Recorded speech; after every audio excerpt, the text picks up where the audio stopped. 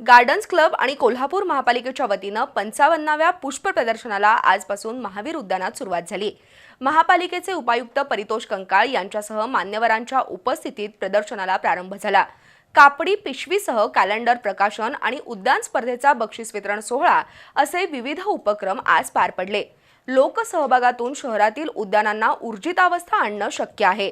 त्यासाठी garden club महत्त्वपूर्ण भूमिका बजावू शकतं असं प्रतिपादन परितोष कंकाळ यांनी केलं। या स्पर्धेत किंग ऑफ शोचा मान शिवाजी विद्यापीठाला तर क्वीन ऑफ शो म्हणून शिवाजी विद्यापीठ वनस्पतीशास्त्र विभागाला गौरवण्यात आलं।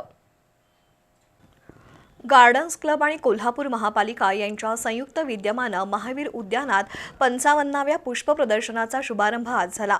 महापालिका उपायुक्त परितोष कंकाळ, गार्डन क्लबच्या अध्यक्षा पल्लवी कुलकर्णी, शिवसेना जिल्हा समन्वयक सत्यजित कदम, माजी नगरसेवक राहुल चव्हाण, शांतादेवी डी पाटील, इकेबाना मास्टर्स अर्चना वैद्य, रागिणी कक्कर, शास्त्रज्ञ एन.के. शर्मा, प्राध्यापिका मीनाक्षी देवधर, माजी नगरसेविका माधुरी लाड यांच्या प्रमुख उपस्थितीत फुलांची माळ गुंफून आणि रोपट्याला पाणी घालून शुभारंभ झाला। कुलकर्णी यांनी प्रास्ताविकामध्ये पुष्प प्रदर्शनाच्या आयोजनाचा हेतू स्पष्ट केला। हे प्रदर्शन उद्यानांना ऊर्जितावस्था आणण्यासाठी उपयुक्त ठरेल। पुष्प प्रदर्शनाची व्याप्ती वाढवावी, त्यामुळे पर्यावरण जनजागृती होईल।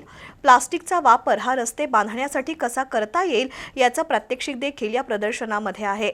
महापालिकेकडे 30 टन प्लास्टिक पडू नये याबद्दल प्रशासन आणि लोकप्रतिनिधी एकत्रितपणे प्रयत्न करतील असं यावेळी उपायुक्त परितोष कंकाळ यांनी सांगितलं।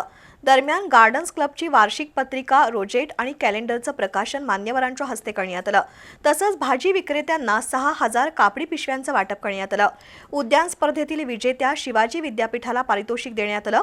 संध्याकाळी स्किट कॉम्पिटिशनमध्ये प्लास्टिक प्रदूषणाचा अंत या संकल्पनेअंतर्गत चुरशीची स्पर्धा झाली। त्यानंतर बोटॅनिकल फॅशन शो पार पडला। यावेळी सिने तारका जुई पाटील, मधुरिमा राजे छत्रपती, उद्योजक नीरज झवर यांच्यासह विविध मान्यवर उपस्थित होते।